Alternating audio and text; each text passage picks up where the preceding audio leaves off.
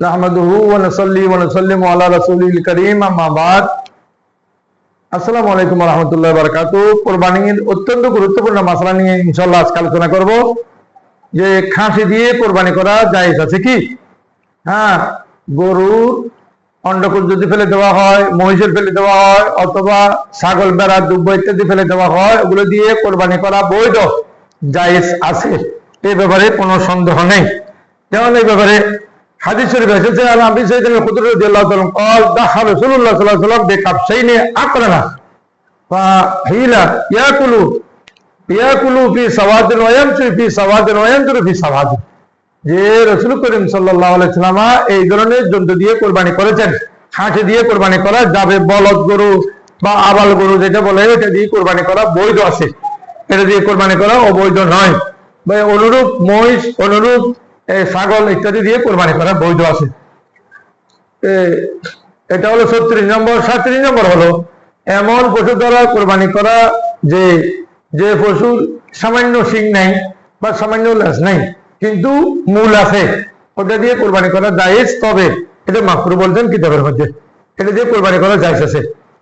এরপর 38 নম্বর, একটি পশুকে দুইটি কাজের মাধ্যমে কোরবানি পশু হিসেবে নির্দিষ্ট করা যায়। যেমন আমাদের এখানে আছে মুখের কথা দ্বারা যে এটি দিয়ে আমি কোরবানি করব, অথবা কেনার সময় বাজার থেকে এটি দিয়ে আমি কোরবানি করব।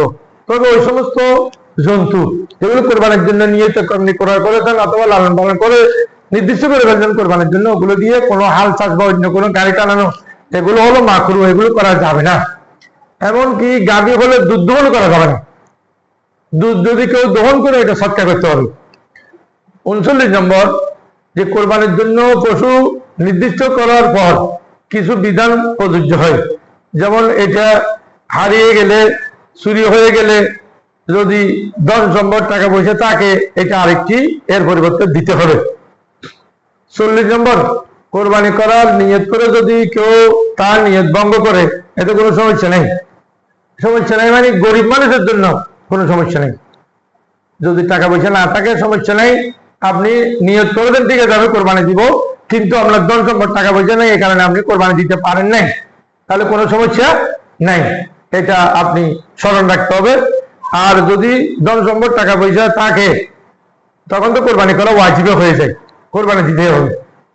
41 নম্বর, কোরবানির দাতা নিজের হাতে পশু জবাই করা উত্তম, ঠিক আছে যারা জানে তাদের জন্য, যারা জানে না তাদের জন্য নয়। এখন আমাদের দেশে জবাই করার সময় কোনো আলেম যদি এক পোস্ট দেয়, বাকিটা কিন্তু অনেক সময় কসাইরা দেয় বা অন্য কোনো ব্যক্তি দেয়। এক্ষেত্রে মাসালা হলো দুইজনেই বিসমিল্লাহ আল্লাহু আকবার বলতে হবে। যে দুইজন ছুরি চালাবে, দুইজনে বিসমিল্লাহ আল্লাহু আকবার বলতে হবে, না হলে কোরবানির জন্তু খাওয়া হালাল হবে না। আলহামদুলিল্লাহ রাব্বিল আলামিন।